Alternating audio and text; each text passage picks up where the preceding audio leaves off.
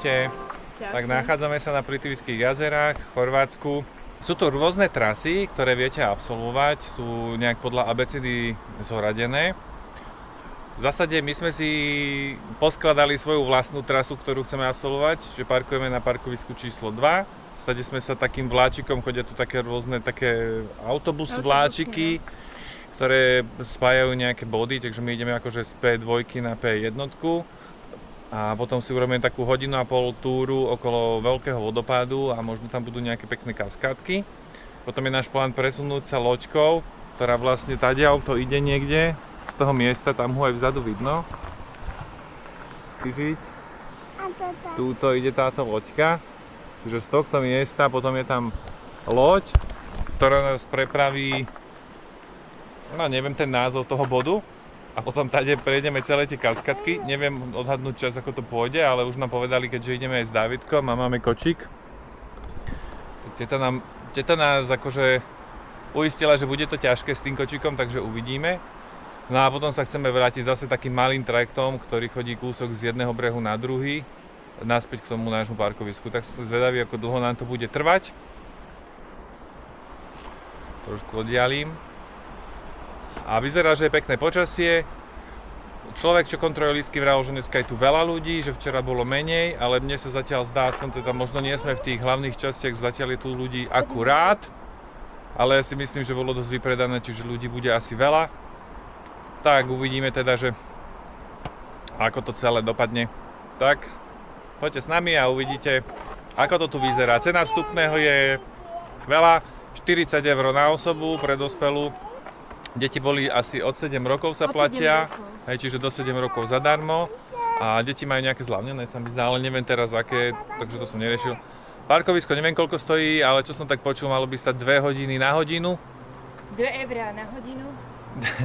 Parkovisko stojí 2 € na hodinu, správne. Ale ja by som rád platil aj tými hodinami, ako to by bolo najlepšie. 2 hodiny za hodinu, to je férová cena.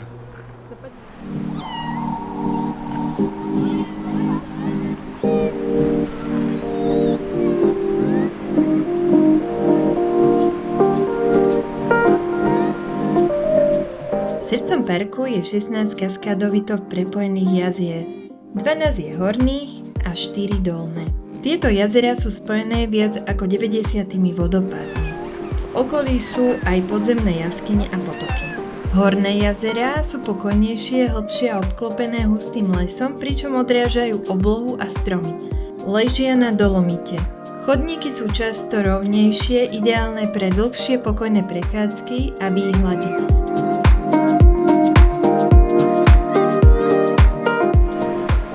Zakývky tatovi, poď, čaute.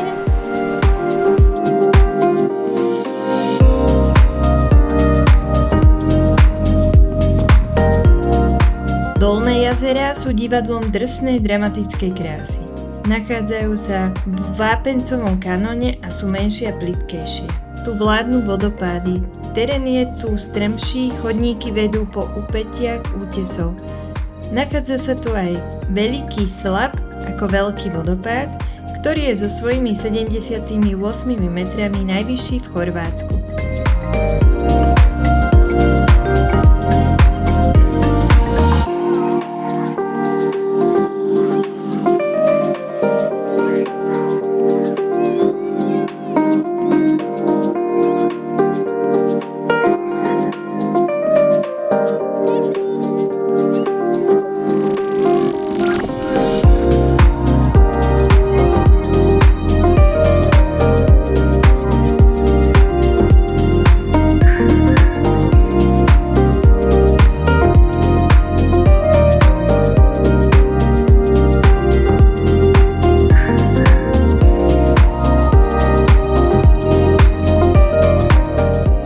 Tieto jazerá ležia v centrálnej časti Chorvátska, konkrétne v krajine Lika, približne medzi mestami Záhreb a Zadar.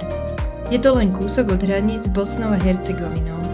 Cesta okolo jazier je krásna, je obklopená borovicovými lesmi.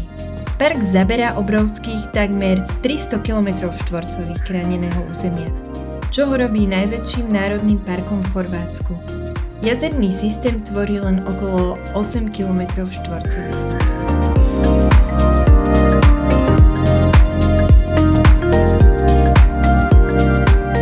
poriadny zážitok v parku budete potrebovať približne 4 až 6 hodín. Park má viacero vstupov. Prvý vstup, ktorý je v blízkosti dolných jazier, a druhý vstup, ktorý je v blízkosti horných jazier. Pri obidvoch vstupoch sa nachádzajú spoplatnené parkoviská.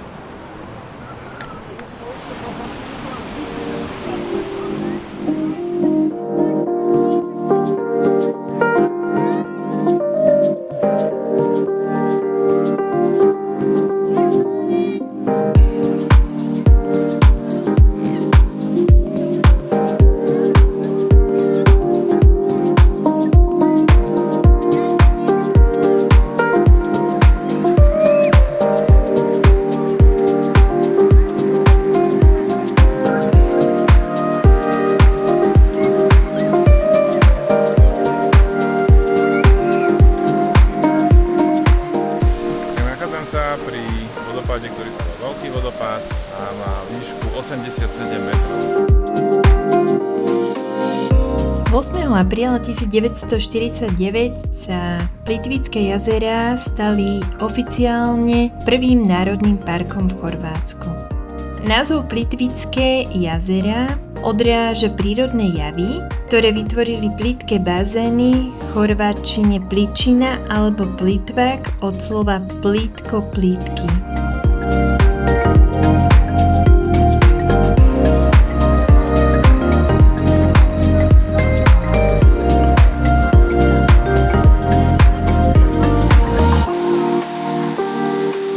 V roku 1979 boli Plitvické jazerá ako jedny z prvých prírodných lokalít vôbec zapísané na prestížny zoznam svetového dedičstva UNESCO.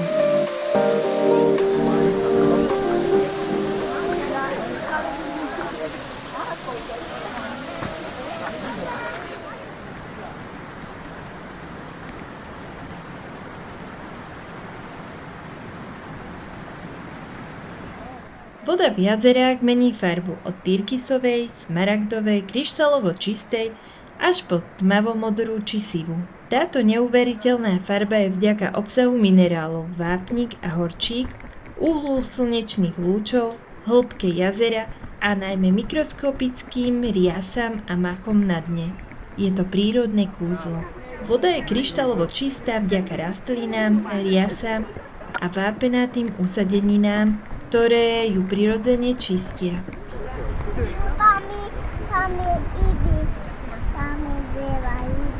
Tam sú ryby. Tam sú. Ale nemá v sebe.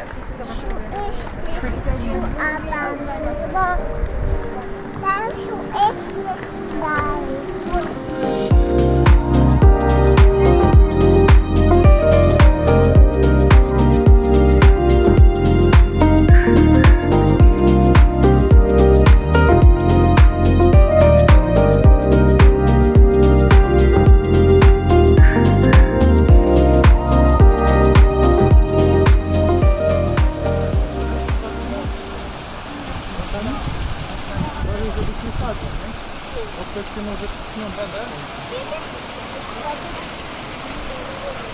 A tu dolu je šťuka. A tu tu je šťučka malá.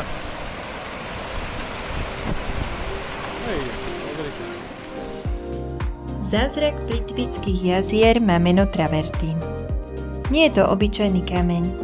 Je to druh vápenca, ktorý vytvárajú mikroskopické riasy, baktérie a minerály rozpustené v tejto čistej vode. Voda bohatá na vápnik a hydrogén uhličitán preteká cez mach a trávu. Mikroorganizmy pri fotosyntéze menia chemické podmienky, vápnik sa ukladá a vytvára porézny travertín. Tento proces tvorby tufy zahŕňa usadzovanie vápnitého karbonátu z minerálne bohatých vod. Vyžaduje vysokú nasýtenosť vody viac ako 3 a pH viac ako 8, pričom oxid uhličitý na prameňoch Nie až 20-násobne vyšší ako v atmosfére, čo sa postupne znižuje pozdĺž vodných tokov. Ten rastie tvorí nové hrádze, ktoré zadržiavajú vodu a tak vznikajú nové jazierka a vodopády. Tento proces sa deje neustále, čo znamená, že park sa neustále mení a vyvíja. Vodopády sa presúvajú a jazerá menia tvar. Park, ktorý vidíte dnes, vyzeral pred 100 rokmi inak a za ďalších 100 bude zas iný. Super je, že chodník, ktorý vedie popri jazerách, je aspoň v tomto čase, čo sme tu, ale to je okolo obeda, stále v tieni. Minimálne v takom teplom počasí, ako je dnes, tak je to super.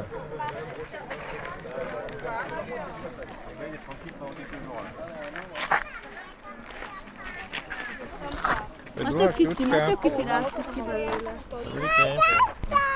Megette a kis halat, látod? No, štuka. Toho sežrala.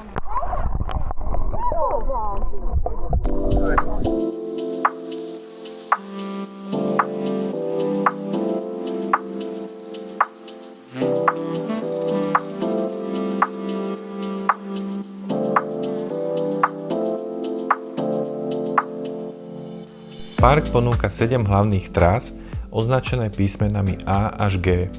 Môžete si vybrať podľa času a kondície. Od ľahkej 2-hodinovej prechádzky trasa A až po náročný 6 až 8 hodinový maratón trasy K, F, H. Všetky vedú po drevených chodníkoch a mostíkoch, ktoré minimalizujú vplyv na prírodu. Ak vám ale tieto trasy nevyhovujú, viete si sami poskladať vlastnú trasu, tak ako sme si spravili aj my počas našej návštevy parku.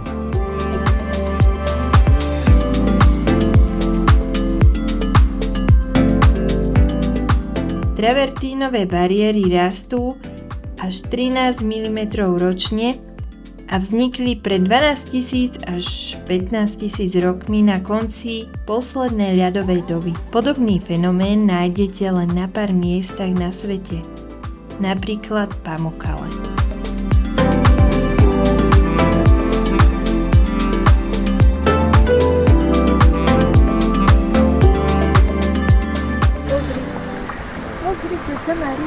Pozri sa. Papa? Ideme na loďku.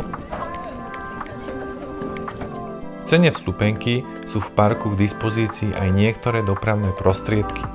Napríklad elektrické lode premávajú po najväčšom jazere Kozjak, spájajú horné a dolné jazerá, alebo panoramatické električky či ekovláčiky vás zase zavezú z vyšných častí späť ku vstupom alebo na začiatky trás.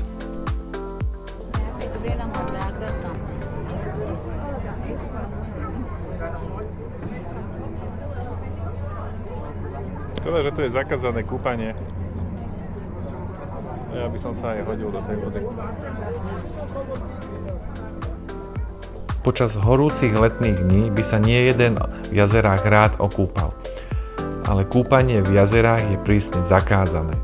Chráni sa tak krehká rovnováha mikroorganizmov a proces tvorby travertínu.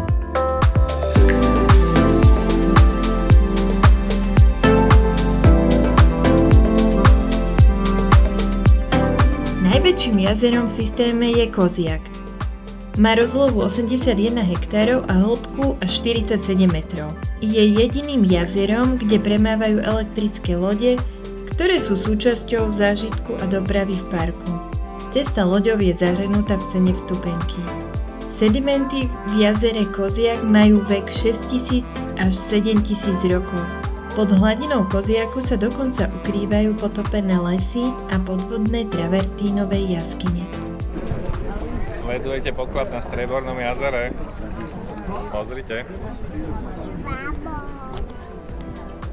Vedeli ste, že Plitvice boli divokým západom Európy? V 60. rokoch 20. storočia sa tu natáčali slávne westerny o Winnetouovi podľa Karla Maya. Pre mnohých je to kultové miesto, ktoré fanúšikovia Winnetoua dobre poznajú.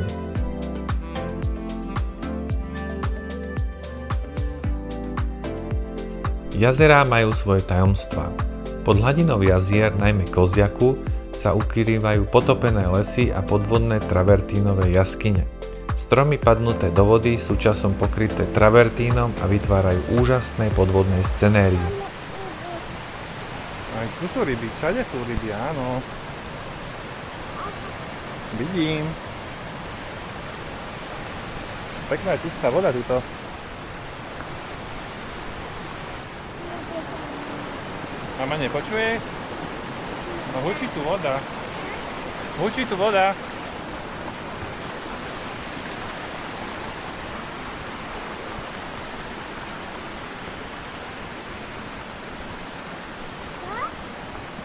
Že tu hučí voda. Málo hučí.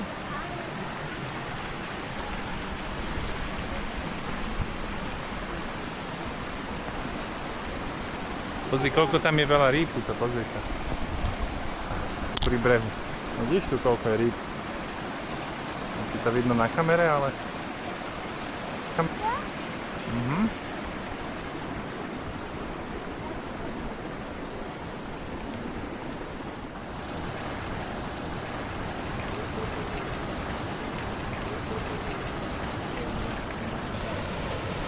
Pomôžem ti?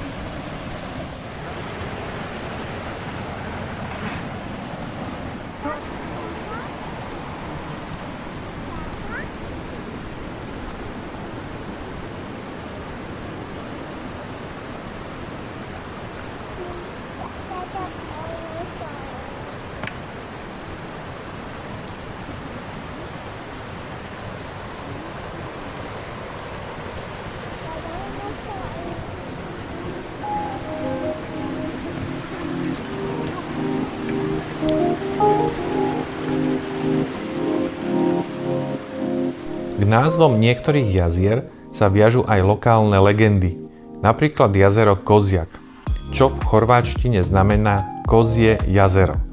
Údajne dostalo svoje meno podľa príbehu, v ktorom sa v ňom utopila črieda kôz.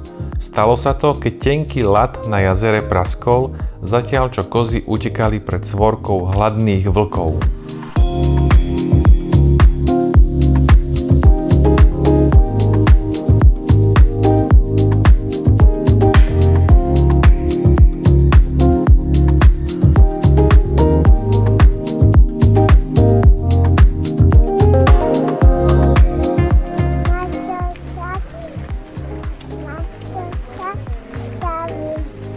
Poťak starý. Už je starší, ale stále je dobrý. Není starý. Ešte nevyšiel novší pod ňa. No, musím počkať, keď vyjde nový. Áno, a potom budem čakať, keď našetrí. Ešte nemám nový. Kúpiš mi nový? Sám, áno, ty si zlatá. Budeme mať nový foťak od Sárky. Nič? Neviem, budem mať, ty si mi slúbila.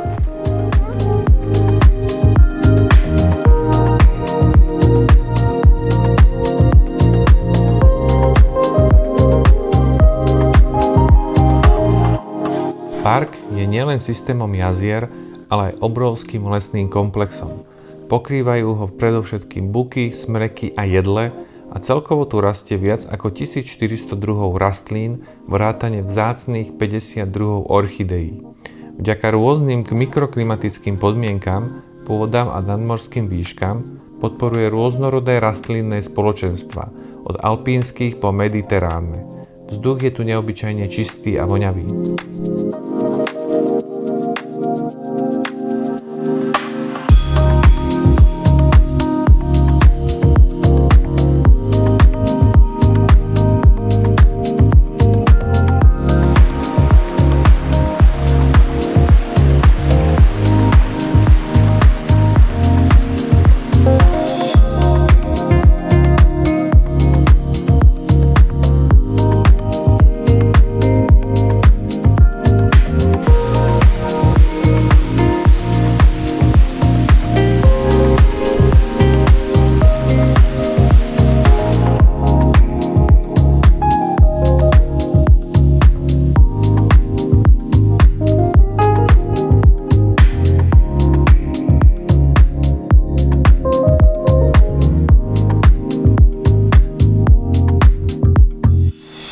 najlepšie na Plitviciach je takto po obede. Není tu vôbec tak veľa ľudí.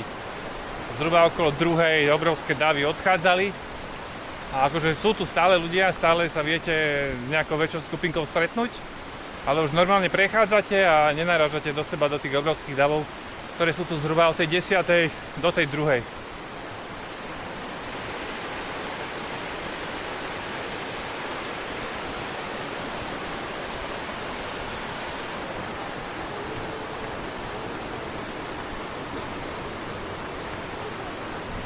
Neviem, či vidieť, ale dolu je rak. Tu je rak. Pozrite, rak.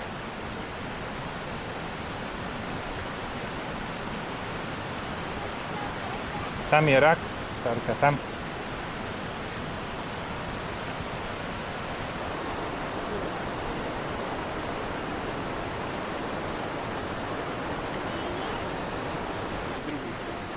Tam máte druhého raka.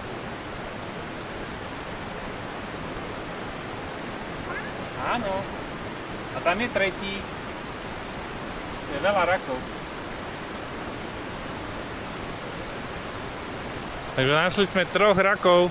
Možno by sme našli aj viacerých, tuto sa nejako pohybujú.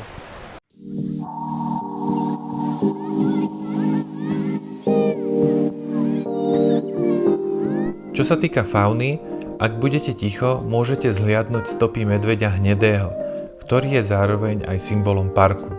Žije tu až 50 jedincov. Taktiež sa tu nachádza vlk alebo rys.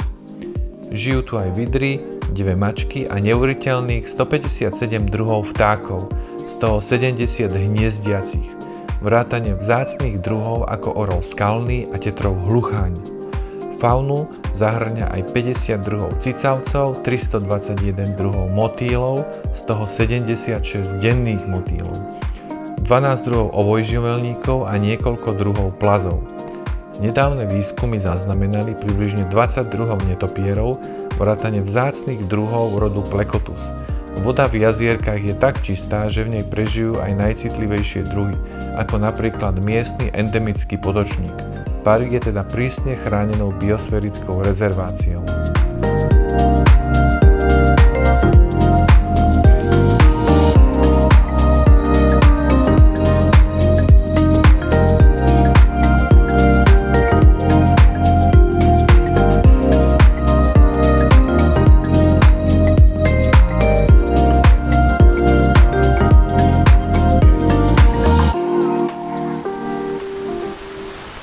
Čau mama.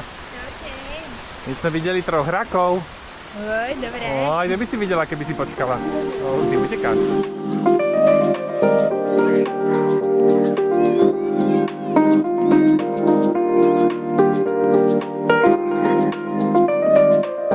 Turizmus sa v parku rýchlo rozvíjal. V roku 1894 park navštívilo 1000 návštevníkov, v roku 1989 už 500 000 a v roku 2024 to bolo cca 1,5 milióna návštevníkov.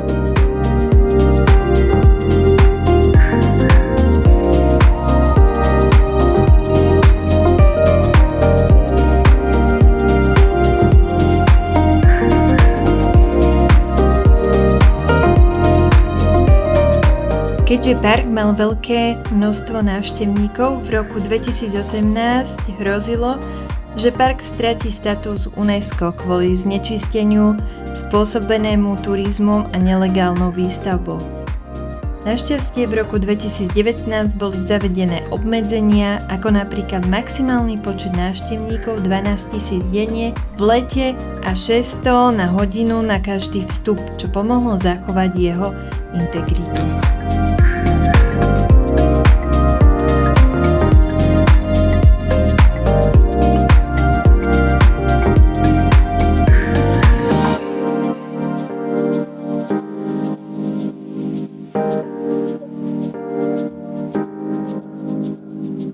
Rak, to je rak. Krásne, rak.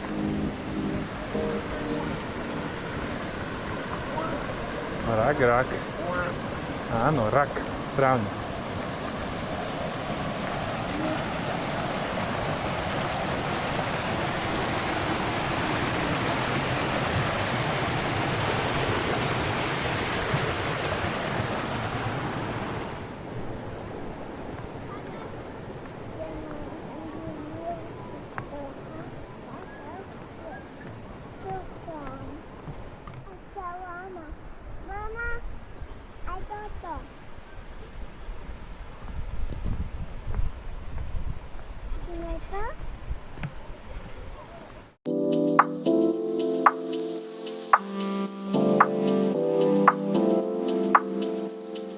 Legenda o vzniku Plitvických jazier rozpráva príbeh o Čiernej kráľovnej v dávnych časoch, keď oblasť trpela obrovským suchom.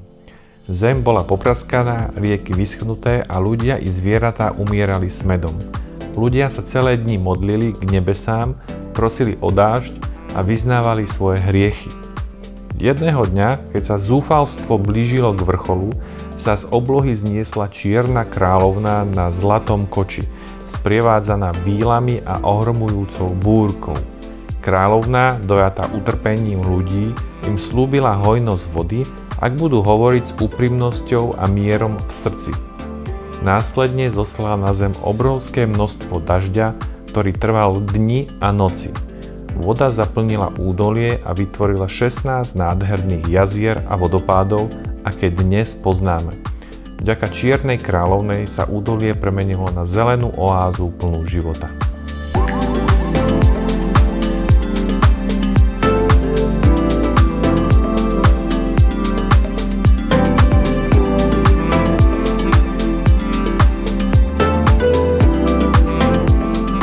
Niektoré ľudové príbehy hovoria, že kedysi dávno na vodách Plitvických jazier tancovali víly a tešili sa z nedotknutej prírody. Keď ľudia začali rúbať lesy a narúšať rovnováhu, víly vytvorili jazerá a vodopády, aby ochránili svoj domov. Hovorí sa, že za tichých nocí je stále počuť ich šepot a smiech vo vetre. Tieto príbehy zdôrazňujú posvetnosť prírody a dôležitosť jej ochrany.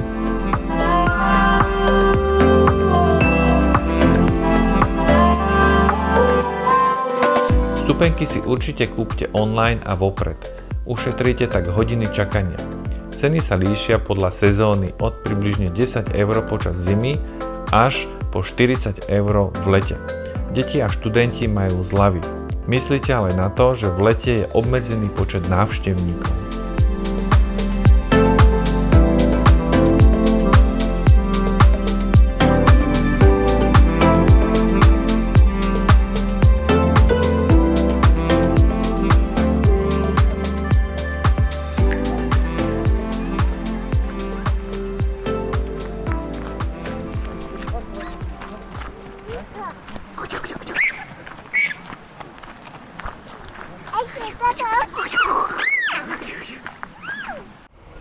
Ak sa vám naše video páčilo, kliknite na tlačidlo odoberať a dajte like.